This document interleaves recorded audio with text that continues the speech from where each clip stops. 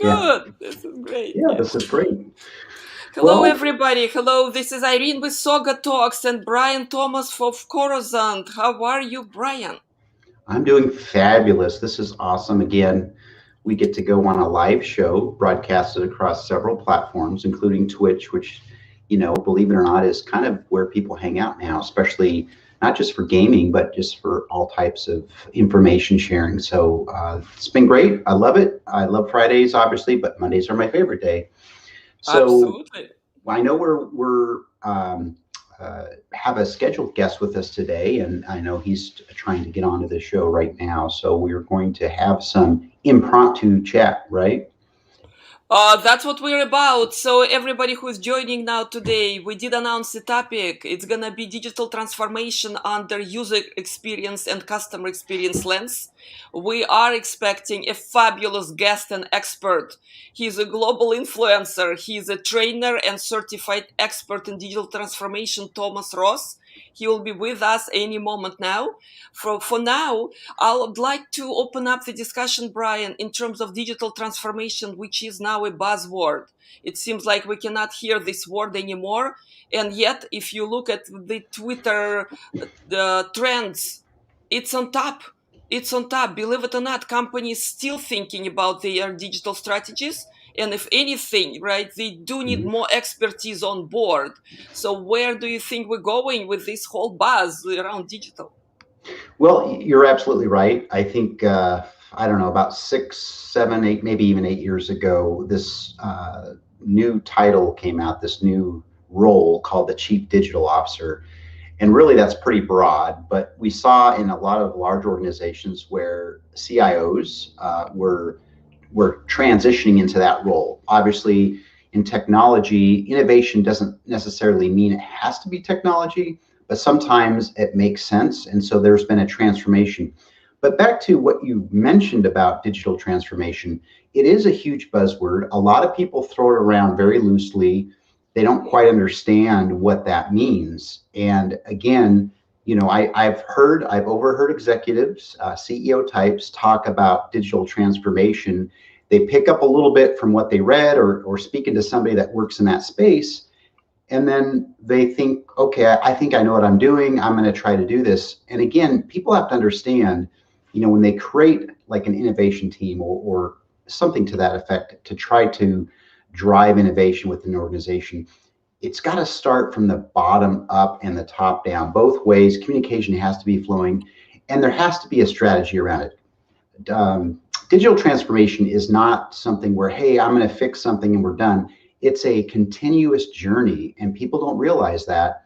And so it's very important before you start throwing around the buzzword, whether it's business transformation, digital transformation, that people actually do their homework, talk to people that are in that space that are actually doing the work, and then they can be more knowledgeable on the subject and actually apply what they've learned to what they're trying to accomplish. So that's just my 2 cents, of course. These are fantastic 2 cents, Brian, because you know what? A few years ago, we did think about some of the leaders, like you said, they're forming new function, chief digital officer, right? Which sits in parallel with other functions. So it looks like I have the business and then I have a digital part of my business.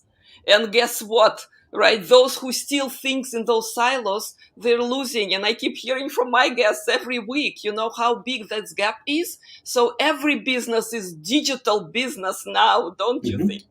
Oh, absolutely. In fact, it's interesting you say that. I had a call this morning, believe it or not, with a CEO of a tech startup who is using machine learning and artificial intelligence to really transform the sales business. As you know, traditionally sales is knocking on doors, sending emails, cold calling, that sort of thing.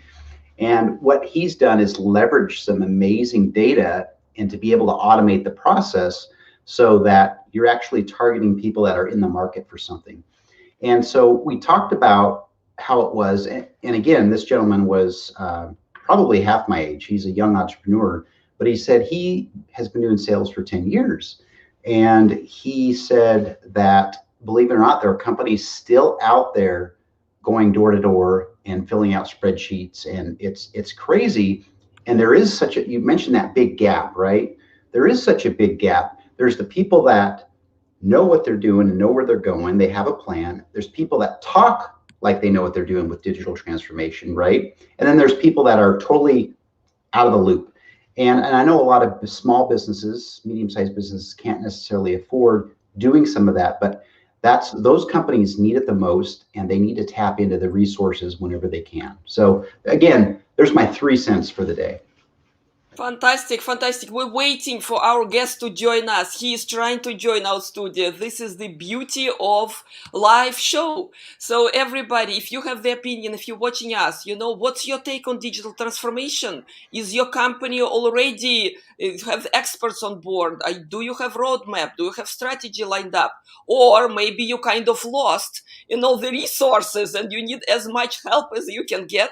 Because please comment if you're watching us on LinkedIn, if you're watching us on Facebook, on YouTube. Yes, we want to hear from you for sure. So from my opinion, of course, right, we all individuals going through digital transformation. Just think about how many new relatives, how many friends you're reaching out digitally now. Think about your customer journey. Do you like the apps you're using? Are you completely comfortable with sharing your data online, and what kind of data you think you're comfortable sharing? So I believe we're all thinking about these aspects of our own personal digital transformation. So if you have an opinion, comment. We're happy to include you in this conversation. Thomas Ross, who is our expert of the hour, is joining us here on all the platforms. So I'm assisting Thomas to get online, but this is live air. Isn't it fantastic, Brian, that, hey, you don't have to be a radio station anymore to be able to go live whenever you want? Yeah, no, I love this part of it. It's just like life, things happen and you have to move through it. So I'm glad that this platform is live because it really shows the human side of people and the technology side that does sometimes gives us challenges, right? So we know Thomas is trying to get through and connected. So in the meantime, we're going to have a great discussion around digital transformation, the user experience, things that I love to talk about. And of course, as you know, on my podcast, I get to talk to so many great guests from around the world, not just Silicon Valley, around digital transformation. And so there's actually some experts that I've talked to around this. And again, going back to what I said earlier, it's so important that people start reaching out and picking the low-hanging fruit to start working on this, because it is so important. As people have seen in recent years, there's so much disruption. And if you're not continuing to grow, your business is going to die. And that's just the hard facts about it. And so, again, be listening to your customer. What type of feedback is your customer coming back with? And you take that information and along with feedback that you're getting from your staff, and what is the biggest bang for the buck? Because you may not have a big budget, but there are a lot of companies out there today, some great, some not so great, around digital transformation, but they come and they offer services. So if I can just share, get started now, don't wait any longer. It's important in this industry or this era of disruption. It's so important. Absolutely. And as you know, Brian, I learn from my guests every week, sometimes a couple times a week or 3 times a week, like this week. I feel completely enriched by my digital friends in a way that we get to share our experiences. So just a week ago, I spoke with Dr. Robin Kira. He is also a social selling expert. He's a digital transformation expert in fintech and insurtech, other industries. So what he taught me, and I definitely implementing those practices, is that video, if you are not speaking with your customers where they are in platforms that they adapted, that they adore, okay, you're missing out. And there is even bigger, if you're not motivated yet, act as your life depends on it, because according to Dr. Robin Kira, your life does depend on it.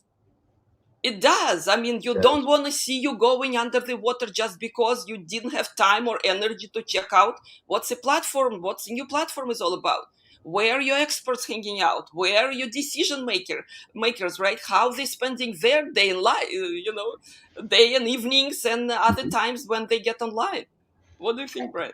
Absolutely. It's interesting because the last few CEOs that I talked to, I'd say, I don't know, about four, maybe five CEOs in the last dozen or so that I've talked to, and including CEO Thomas Swoboda, who just posted a message. So hello from the Czech Republic.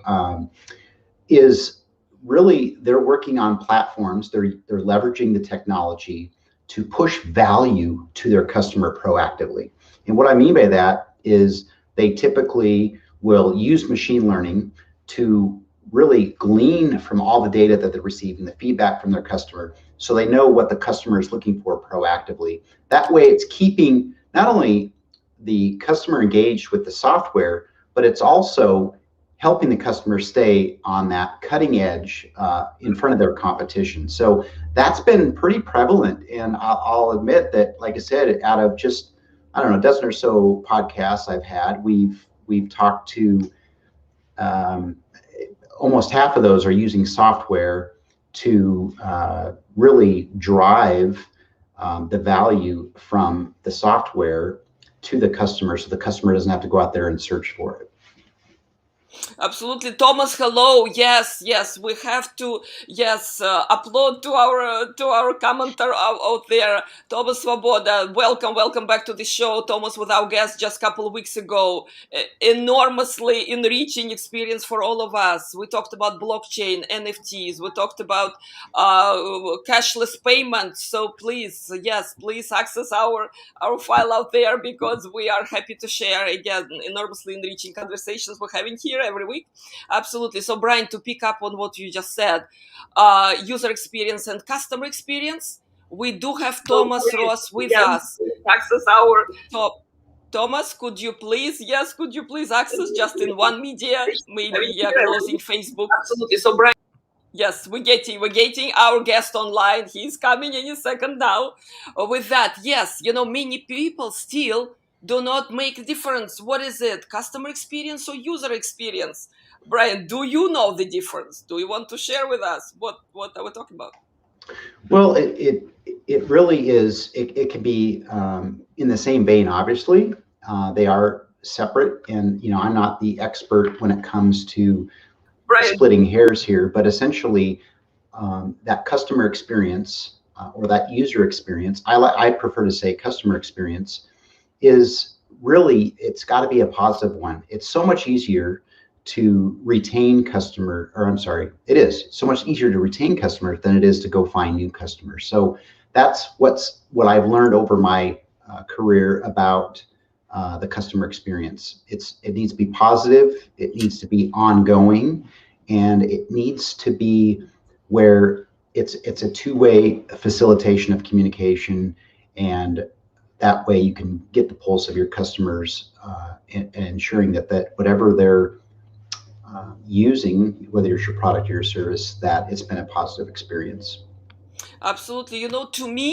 To me, a customer experience is bigger than user experience. User experience, yeah. I understand it's a touch point, right? Whenever you communicate with a company, with the app, right, with entity that you connected to, mm-hmm. and your user experience matters the most, because if you enter in platform and you don't know how to navigate it, you don't intuitively get, right, how to get on board, guess what? Customers now really impatient. They switch in a second. They have choice. They have options, right? So to me, customer experience is a deeper thought. It's going into customer journey, because you have to plan and you have to have empathy for those customers, right? To build strategic roadmap almost. I mean, it sounds really dry, but at the same time, without the intentions, I don't think there is success. So it's not just how your user experience with your platform every second. It's most importantly, what are you doing intentionally for this client base, right? And what client base feel like they can be contributing, they can include in their daily lives, in their business life. Do you agree, Brian? Yes, I do. And I liked how you eloquently put that, the customer journey, because the experience is just a touch point, of course, but the journey is most important. So I'll leave it at that, and then I will kind of switch back to you, Irene. I see that our guest is here. So Thomas, welcome. Welcome, Thomas. We're just filling up the air, with our opinions. But guess what? You're a guest of the hour. Thank you so much for joining. How are you? I am so good. I use so many platforms on a daily basis. I have not used this one.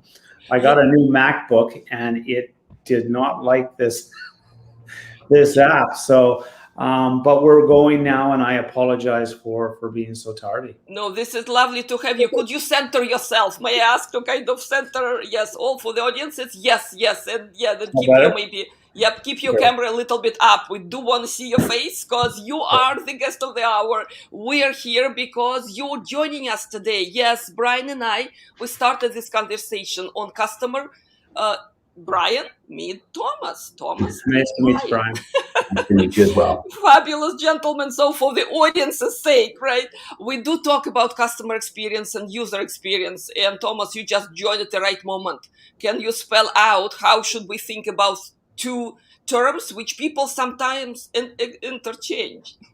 Yeah, so customer experience tends to speak of customers coming in from the front end at somewhere in the process, and they could be prospective customers or they could be existing customers. Primarily, though, they're going to be prospective customers. So those are people that are looking for products and or services, and they're coming in through your website, or they're coming in through your online profiles, or they may be even reaching out to people on your team via phone or email.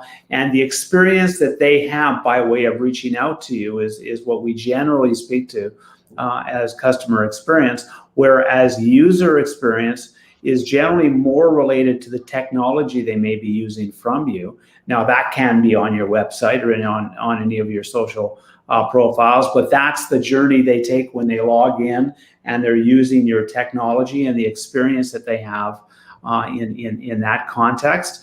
And both of those experiences will in fact determine your success or failure as a company or a business on the basis of the products or solutions that you're providing to that customer or user. Because if they don't like yours, then they'll go find one they do. You're absolutely right, Thomas. And we see that all the time. People quickly jump on their social app and do a blast, and sometimes that blast isn't very forgiving, as you know. And so and maybe this is not your forte or your area of expertise, but maybe you can share with us an experience of how to recover from something like that, maybe. Yeah, and number one, it's like anything else. You have to recognize you have a problem. Yeah. Right? You can't recognize you have a problem if you haven't determined, in fact, that your customers are experiencing a bad journey. But I can tell you, if your customer retention is getting worse, if your growth in your current accounts is getting worse, if you're not communicating almost daily with most customers, depending upon the nature of your product or solution, then you may have a problem. But the first thing you have to do is map out their journey. Then when you map out their journey, you can know exactly what steps they can take. And then we usually recommend you use an outside company to do some research on a third-party basis. Because if you ask any company what's the greatest thing about their company, 99 times out of 100, they will tell you our service. We are the best, right? So that mindset isn't going to work, right? You may be the best. I don't know. I'm not suggesting you're not. But what I am suggesting is getting a third-party organization to do that research, human-centered research, which will actually determine what your customers go through, whether it's the digital interface, whether it's the human interface, whatever it is, and then what that process looks like. Once you've mapped out what that process looks like and where they're dropping off or where they may have challenges or where they're not enjoying that experience, then you can begin to map out, okay, now we know we've got a couple of walls here, they're running into issues here. Let's clean this process up, make it simple, make it easy, make it fast, make it efficient, and most importantly, let's get them to the end of the process so they can complete the task they wanted in the first place, so they don't leave us, right? Customer loyalty is gone. So whether your brand is the biggest in the world or not, if the experience online for your customers is not mapped, not easy, not fast, all those things that we talked about, they don't care. They've already Googled the next one and they're trying that one out before you even had a chance to do it. So you need to fix that. But again, if you don't know you have a problem, you can't fix it. Thomas, this is invaluable. It's good to remind us. This seems to be common sense, and yet many businesses, right, do not think in these terms. So what do you think people value the most in customer experience? Because to me, it is simplicity. It's easy of use, right? Like you jumping on this platform with us live, right? So share your experiences to StreamYard. Let's do that. Yes. So people want things fast. They want it easy. And let's be honest, they want it now, right? So when we can fulfill those kinds of demands, and they are demands, then we can be part of their journey and part of their process. But again, the biggest challenge is most organizations don't recognize what the journey is in the first place. And if you don't know what that journey is, it's really hard to fix it.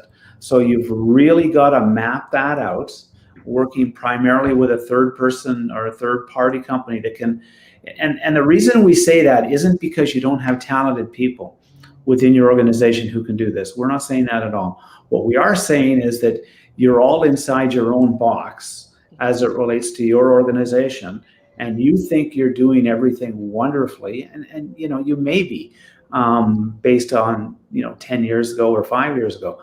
But today people have different demands and different expectations. So you need somebody from the outside that isn't in that box that can actually tell you the truth. Hey, this doesn't work. I'm not waiting another hour for you to email me back, or whatever the process problem might be. You tell somebody you're going to send them an email. They're on they Googled. They're out of there. Right. So you've got to find those things. And again, the way to do that is to use the process that we talked about. But again, simplicity, quick, fast, efficient.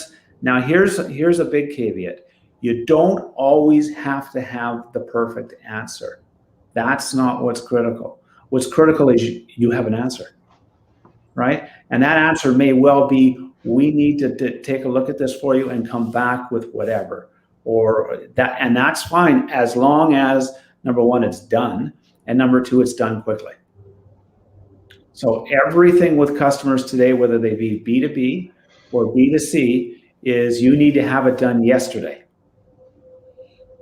Because customers rule. Customers are number one today. Absolutely.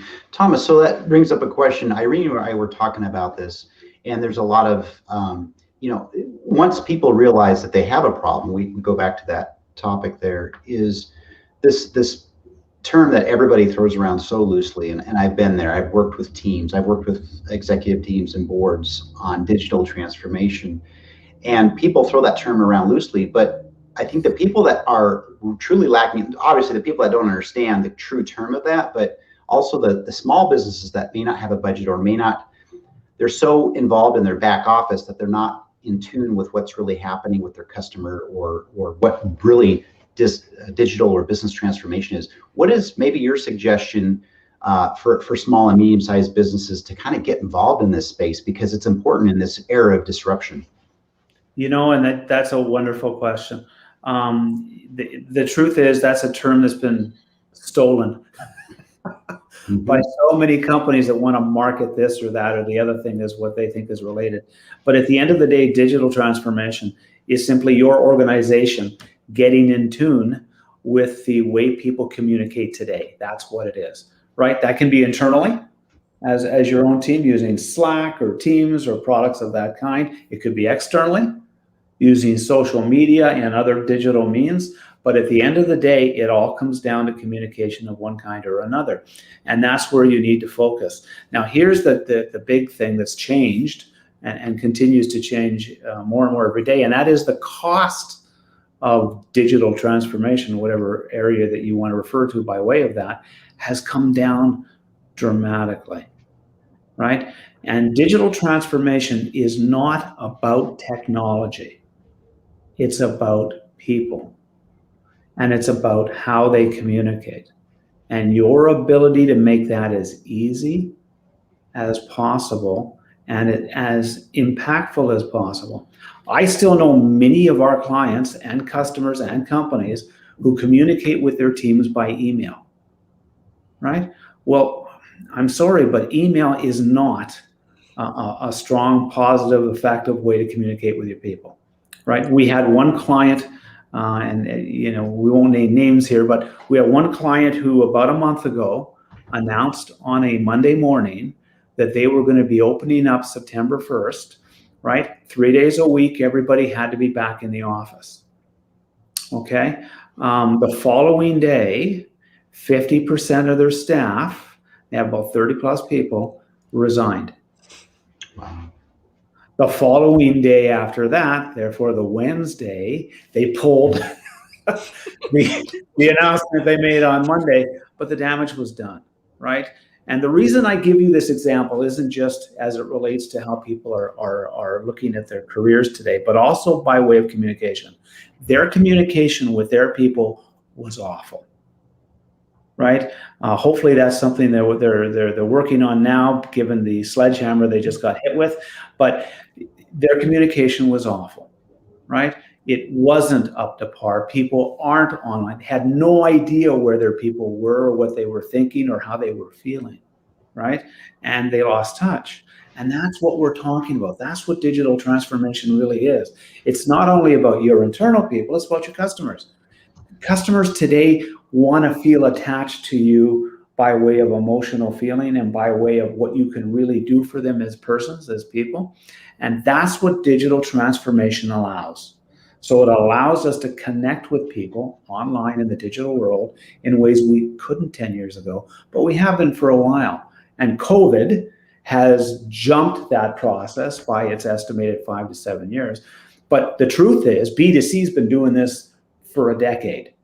B2C rules when it comes to digital transformation when we're talking about communication, right? So digital transformation isn't the technologies. It's not your IT structure. It isn't, your ERP platform. It isn't your CRM. It isn't whether you're using Teams or Slack. It's all of those things as they relate to the end goal, which is real-time communication with everybody on your team and your customers alike. That's what digital transformation is. We have a question coming up. It's a comment and question from Thomas Svoboda. Thomas over here. So what do you think about digitalization? That company stage, right? That company have to go through, because again, people use these terms interchangeably, right? Digital transformation, digitization, digitalization. What do you think we should know about this? Mm-hmm. So digitization versus digitalization, is that what the question is? Well, digitization is just what it says. I mean, that's about changing data streams from analog to digital. So that's very different from digitalization, which is a process by which we become better communicators using online or digital tools. So that's apples and oranges. So you're playing with language a little bit there, but both are important as part of the overall process. But it's digitalization that really is the key that would use the other format in order to make that impactful or effective in its case. For us with clients, the first thing we want to do is to do what we call a digital analysis. And that isn't what it used to be. It used to be all about SEO. And SEO is still important, but it's way down the list. Now, what I want to know is, how do you communicate with your customers today? Oh, we email them and we phone them. And how's that going, right? Mm-hmm. So, and they don't know. That's the funny thing. When I ask them, they don't know. So they don't realize, the same way you speak to your family and your friends, that's the way you should be speaking with your customers as well as your team in real time through digital channels. Generally, that's best on social media, but it doesn't have to be, right? So there are different tools and different ways to do that. And when we start to go down that road and the light bulbs start going off, then it's easier to bring in the digital transformation across the organization, right, in order to have that impact. But that means your organizational chart is going to change. Because you don't need the kinds of people doing the kinds of duties they were doing before when all the duties have changed. So there's a lot of elements that get changed in the process. So, but at the end of the day, it comes down to communication. Absolutely. I love how you kind of walked through that, Thomas. And our guest that was on the show and the audience there that sent the question, my guess, and I don't want to put words in his mouth, but I know him pretty well. He works in the industry 4.0, and he sees a lot of companies. He sees that people are catching on. I can tell by the question that people are, but that some of the businesses are 10 years behind. And I think it has to do with culture. Culture, and again, and I've heard this even from Tony Robbins, a guy I just love and I listen to all the time, is, you know, it all starts with the leader, right? And so that communication, as you mentioned, Thomas, is so important, but the culture, and that's how we're going to have to move these companies forward, because that was a great point that Tomas Swoboda made about the 10 years, being behind 10 years. So thank you for sharing. Yeah, I couldn't agree with you more. In fact, you know, with any organization that we're working with, we don't have the opportunity to do some digital workshops with our leadership teams, including the CEO or the owner or whatever the stakeholders look like. We're not going to bother, because if you can't get the executive and the leadership team on board and understanding what you're doing, the rest is moot. Getting all the other people involved without the leadership being there is that you're totally right. You have to be productive through the leadership teams. And what you talked about earlier, Thomas, to me, it's about empathy. So if you feel empathy with your employees, with your customers, with your business partners, with, you know, with the world, you probably have a better chance to map out customer journey, don't you think? I totally agree. You know, and when you think about the change in the demographics, right? So I'm at the end of the baby boomers, and you think about the millennials after me. Things have really changed by way of what our expectations are and by way of what's important for us.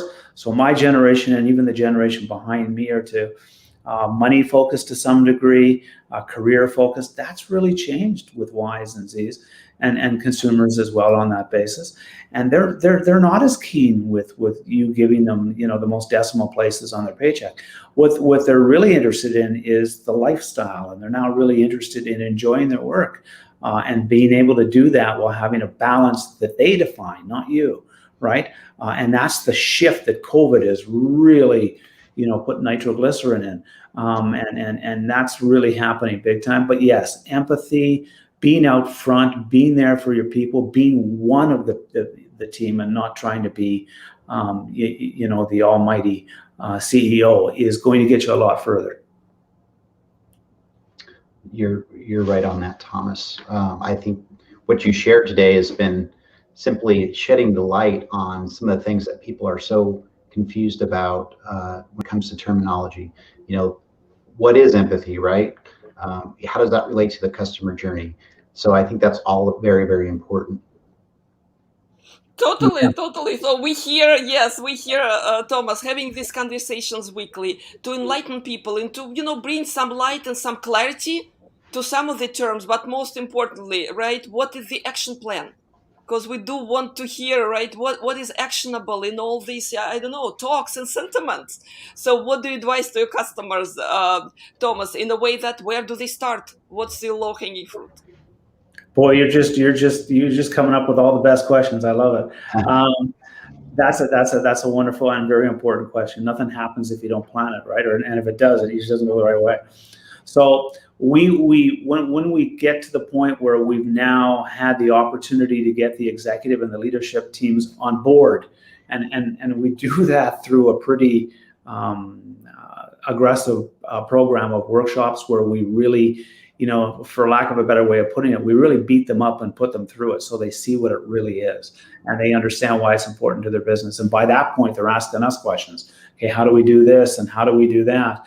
And that brings us where we're talking now. We can build out a digital roadmap, right?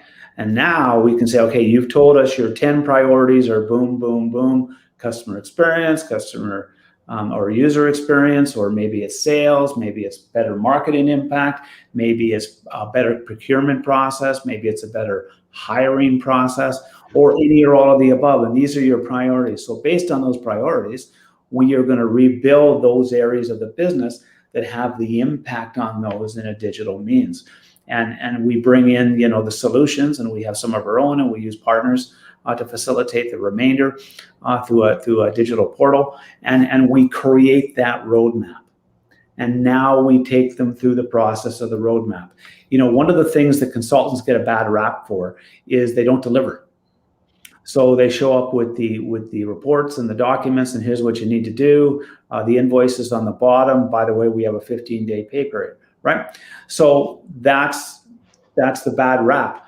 We're not interested in that. We're interested in facilitating the process and actually getting in there and making it happen and getting it done. Because without doing that, it just generally doesn't happen. So you've really got to work with the team, train them on what digital is, train them on the areas that they need to be using, facilitate any and onboard any apps that need to be done in coordinating with that with our project teams, and really make that happen over a period of time and on the basis of the KPIs that we built into the digital roadmap. So you absolutely have to have a digital roadmap before you get started, not during and not after. Thomas, we have another fantastic question here from Tomas Svoboda. Okay, let's pay attention. So how can you keep view from perspective? So this is from developer standpoint, all right, for the technical community out there, because we're talking a lot about business value, right, business outcomes, but this is really technical community that's building those platforms, right, that day and night testing them and improving and tuning them up, right? So the question is, what would you recommend how to look at the software with the eye of the users? Right. So that's where user experience and user design comes into place, right?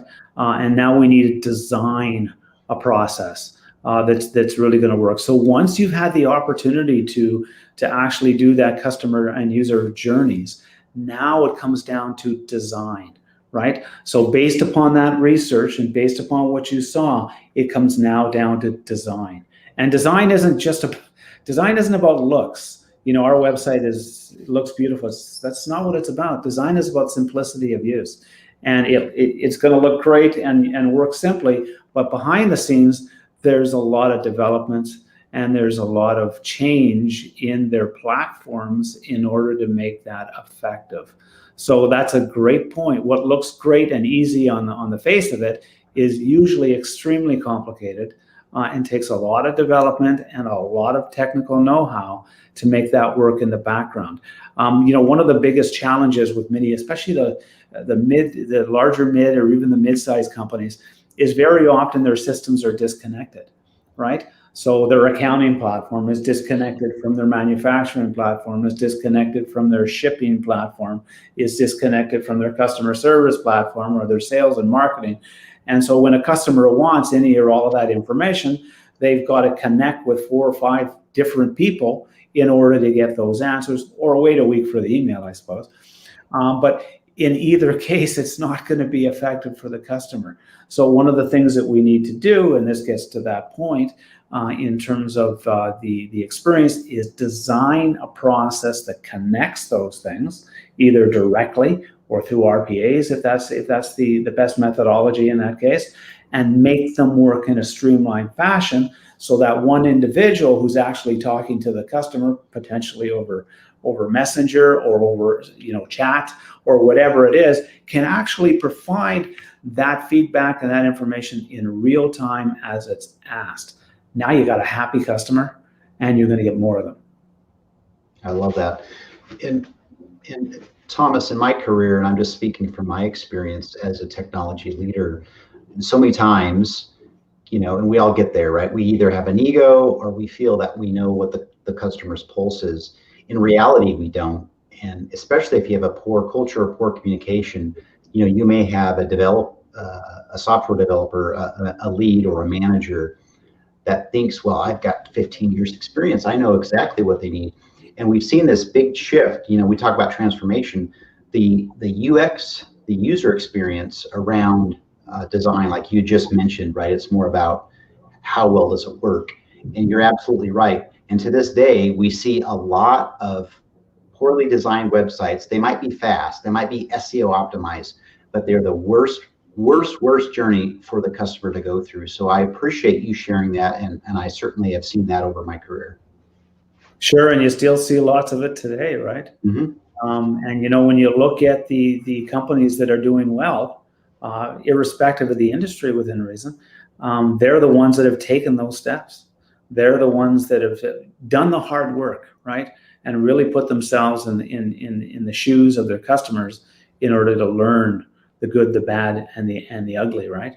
But it's also those people that take the risks. It's always, there was an old statement back when I first started in sales, in fact, and that was, you never go wrong buying IBM, right? Now, today that you could interchange that name with, Microsoft or SAP or Oracle or whatever one you want to use, it doesn't matter. But those days are gone, right? Because that actually doesn't work anymore. You've now got to align what you need with the customers first, not the technology. And that's a huge shift. So people are looking at technology and then they figure out how to get the customers to work with the technology, right? And that doesn't work, right? Customers aren't going to stick around while you figure it out, right? So you've got to connect with them and then go and pick and look at the technology that suits the nature of your business and the nature of that experience. Absolutely. I believe, that's my strong belief, that user experience is everybody's job. It's not like, hey, let's engineers figure out, let's designers think about it, let me do my job in what I'm tasked for, don't you think? Couldn't agree more. There was the old line that everybody's in sales. Oh yeah. I'm just applying the same formula, absolutely. But we all experienced products that designed by engineers and websites that designed by engineers. It doesn't work. So that's why UX designer is such a prevalent job right now, and so many young people entering these boot camps and learning the basics of how to create that best design ever.